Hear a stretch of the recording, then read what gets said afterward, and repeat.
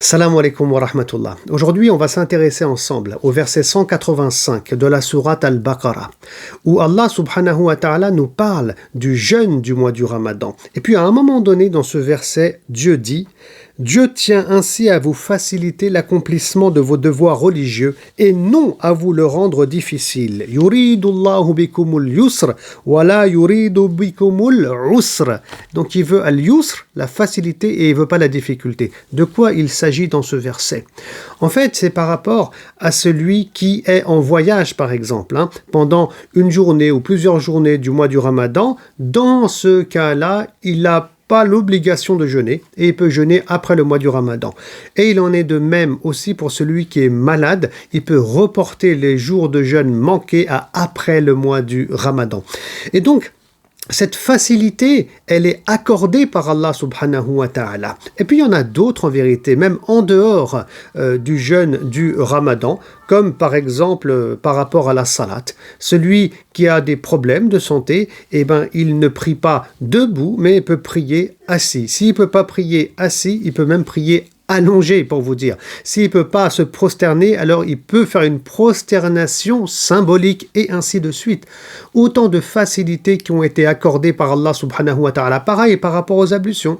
Celui qui craint pour sa santé, par exemple, il peut faire le tayammum, ce qu'on appelle les ablutions sèches. Et donc, cette facilité, elle est à l'intérieur de notre religion.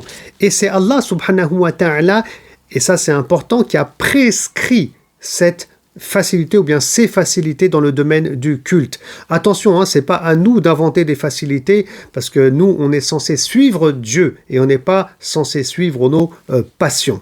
Et le sujet est tellement important que même l'imam Al-Bukhari, rahimahullah, dans sa compilation de hadiths authentiques, il a un chapitre qui s'appelle Ad-Dinu Yusr, c'est-à-dire que la religion est facilité. Et il cite ici un hadith du prophète sallallahu alayhi wa sallam qui dit « La religion est de pratique facile, que personne ne cherche à être trop rigoureux dans l'observance de la religion, sinon il succombera à la tâche. En conséquence, restez dans un juste milieu, en cherchant à vous rapprocher de la perfection.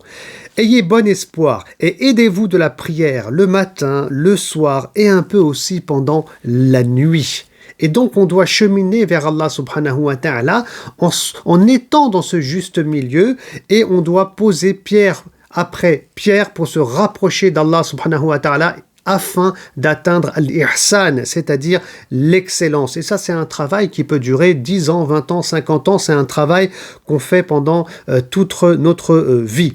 Il est important donc que le musulman, il invoque Allah subhanahu wa ta'ala, bien sûr, pour qu'il lui facilite le culte. Et quand on regarde ces différents éléments dont je viens de vous parler, écoutez, on comprend quelque chose qui est quand même évident. C'est que la religion, elle n'est pas si difficile que ça. En fait, c'est dans nos perceptions qu'on croit que la religion, c'est un truc de fou, c'est impossible, c'est trop compliqué, c'est pas pour moi. Non, subhanallah. Le prophète sallallahu alayhi wa sallam, il dit « Bunya al-islam ala khams », c'est-à-dire que l'islam, en tant que religion, est construite sur 5 piliers. On a la shahada, l'attestation de foi, on a la salat, on a le jeûne pendant le mois du Ramadan, ça fait déjà 3, on a la zakat pour ceux qui ont les moyens, bien entendu, et le hajj aussi pour ceux qui en ont les moyens. Donc c'est ça les piliers de l'islam. Et à chaque fois, bien sûr, on a des facilités qui sont accordées par Allah subhanahu wa ta'ala. Alors ensuite, il y a d'autres éléments qui ont été rendus parfois, je dis bien parfois, illicites et haram, par raisonnement, par analogie, c'est-à-dire en utilisant le qiyas, mais c'est un autre sujet qui est un peu complexe, qu'on n'abordera pas dans cette vidéo. Sinon, il y a des choses qui sont déconseillées, surtout, alors malheureusement, les musulmans parfois, et là, il y a un abus de langage, au lieu de dire que c'est déconseillé, ils disent haram, haram.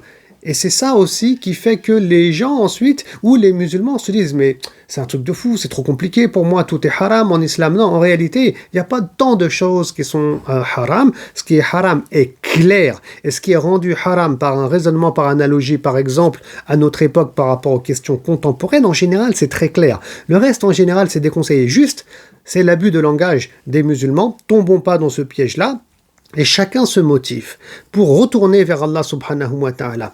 Parce que c'est vraiment une ruse de shaitan que de croire que notre religion, elle est difficile. Non, elle est yusrun, comme il dit l'imam al-Bukhari, ad-dinu yusr, la religion est facilité. Et shaitan, il veut pas qu'on se tourne vers Allah. Il veut qu'on ait peur d'aller vers Allah subhanahu wa ta'ala. Alors que c'est là-bas qu'on va trouver notre paix intérieure. C'est là-bas qu'on va trouver la quiétude dans ce bas monde et dans l'au-delà, la félicité dans l'au-delà. Donc c'est une ruse de shaitan. Avançons, allons de l'avant, adorons Allah subhanahu wa ta'ala à travers les 5 piliers de l'islam. Ajoutons ensuite d'autres actes qui sont surérogatoires et c'est là qu'on vivra la vraie liberté et la vraie joie dans ce monde. Quant à shaitan, il faut pas l'écouter. Lisons le Coran pendant ce mois du Ramadan. Lisons le Coran, masha'Allah, qui est la parole d'Allah qui a été révélée pour qu'on revienne à lui et qu'on soit dans la voie droite, as-sirat al-mustaqim. Qu'Allah subhanahu wa ta'ala accepte notre jeûne. Je vous dis à très bientôt pour une prochaine vidéo. Salam alaikum wa rahmatullahi wa barakatuh.